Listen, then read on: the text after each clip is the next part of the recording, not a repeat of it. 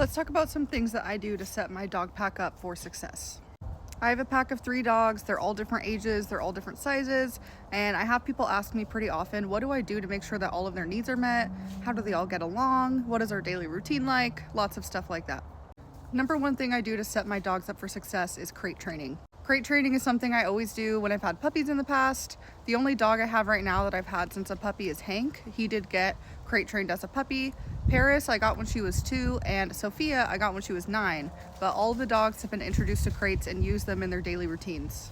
We use the crates for sleeping at night, we feed them dinner in their crates, and we also use the crates for any time that they're unsupervised and nobody's home. I hear a lot of mixed information on crating, but the most important thing for us is that our dogs can settle on their own and that they're comfortable and have their own little spaces. The reason why we feed dinner in the crates is because our dogs are different sizes. We have a bulldog who will vacuum up everybody else's food. We have a schnauzer who's a little bit picky, and having the crate just creates more of a routine, so he eats the food all in one sitting. And then Sophia, our little senior dachshund, takes a long time to finish her food. So they are crated for about an hour in the evening while they eat dinner, and then they rest after dinner to avoid bloat. I'm also the manager of a rescue, and I can tell you crate is the number one thing I recommend to every single person who fosters and adopts from us. It's actually required because that is part of setting up your dog for success in most scenarios. Next thing I do for my dogs to set them up for success is that I take them on separate walks, not just pack walks. Obviously, pack walks are great for bonding. I also am just one person. I only have 2 hands, but I have 3 dogs. So sometimes pack walks are just kind of a lot.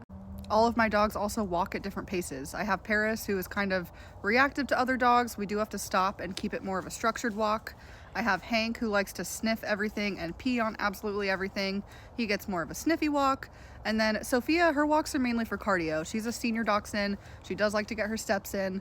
So doing separate walks is just a little bit more doing separate walks just makes more sense for us some days. There are great times for pack walks, especially if I'm with Zach in the evening and I have extra hands, but a lot of times we do our walks separately, and it's great separate bonding time for them as well.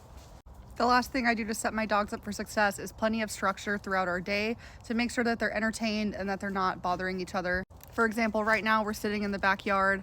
Sophia is sunbathing, Hank is getting his sniffies in, Paris, we're about to do a session of tugs so she can get all of that energy out and go take a nap after this.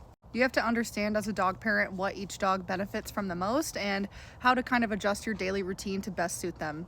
If you have a multi-dog household, I'd love to know what kind of things you do with your pack just to kind of keep the balance and keep the peace in your house. I love all of my dogs, and personally for us, having 3 dogs feels the same as having 1 or 2, but every dog is different and we don't have the most high drive pack.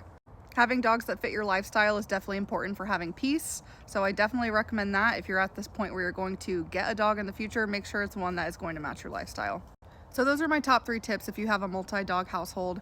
Make sure that you're using the crates when you can, do some separate activities with each dog, not just always pack stuff all the time, and make sure that you're structuring your days in a way that makes sense for your dog so that they're getting that satisfaction and fulfillment that they need each day.